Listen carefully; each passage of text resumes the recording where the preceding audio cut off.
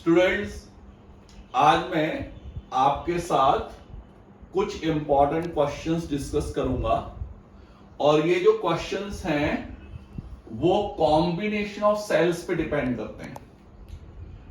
पहला क्वेश्चन मेरा जो है उसमें सर्किट डायग्राम गिवन है और इस सर्किट डायग्राम के बेस्ड हमें क्या करना है कि रेजिस्टेंस एक्स जो है उसको ढूंढना है।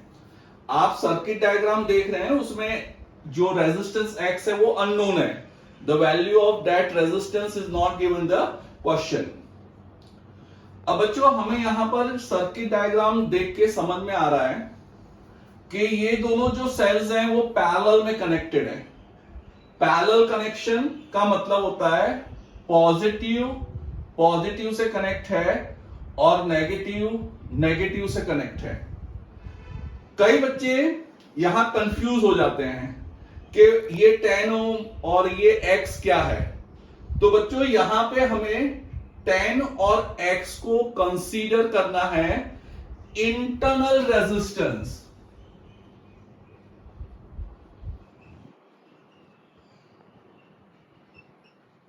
Of cell. तो इसका मतलब ये हुआ कि हमें ईएमएफ गिवन है, इंटरनल रेजिस्टेंस गिवन है और दोनों सेल का ईएमएफ गिवन है, एक का इंटरनल रेजिस्टेंस ढूंढना है। अब ऐसे केस में आपको एक बहुत ही इंपॉर्टेंट फॉर्मूला है वो याद होनी चाहिए।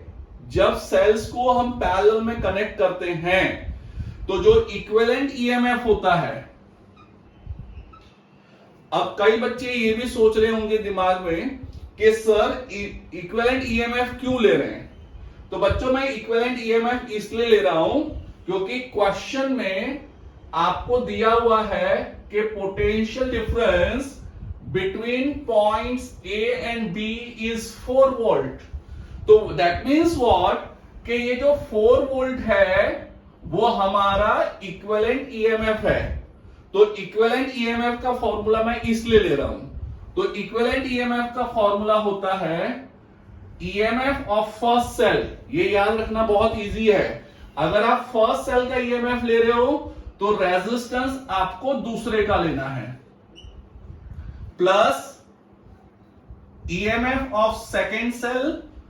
अब अगर आप सेकेंड सेल का ईएमएफ ले रहे हो तो आपको रेजिस्टेंस लेना है फर्स्ट का और डिनोमिनेटर में आ जाएगा R1 प्लस R2।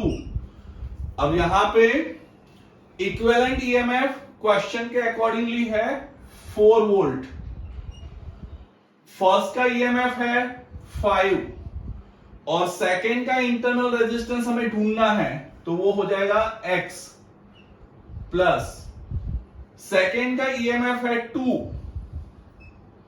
और फर्स्ट का इंटरनल रेजिस्टेंस है 10 और डिनोमिनेटर में हो जाएगा 10 प्लस x। जब आप इसको सॉल्व करेंगे आपके पास आ रहा है 40 plus 4x। 10 into 4 40 plus 4x equal to 5x plus 20।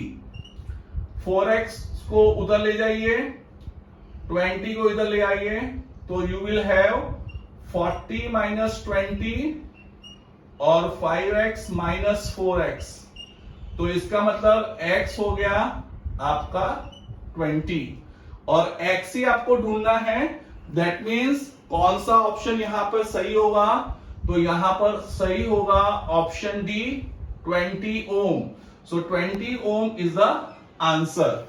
तो बच्चों, जब भी इस तरह का क्वेश्चन आपको पूछा जाए, ये फॉर्मूला बहुत इंपॉर्टेंट है और आपको कंफ्यूज नहीं होना है। ये जो 10 और x है उसको आपको लेना है as internal resistance of the cell. Thank you.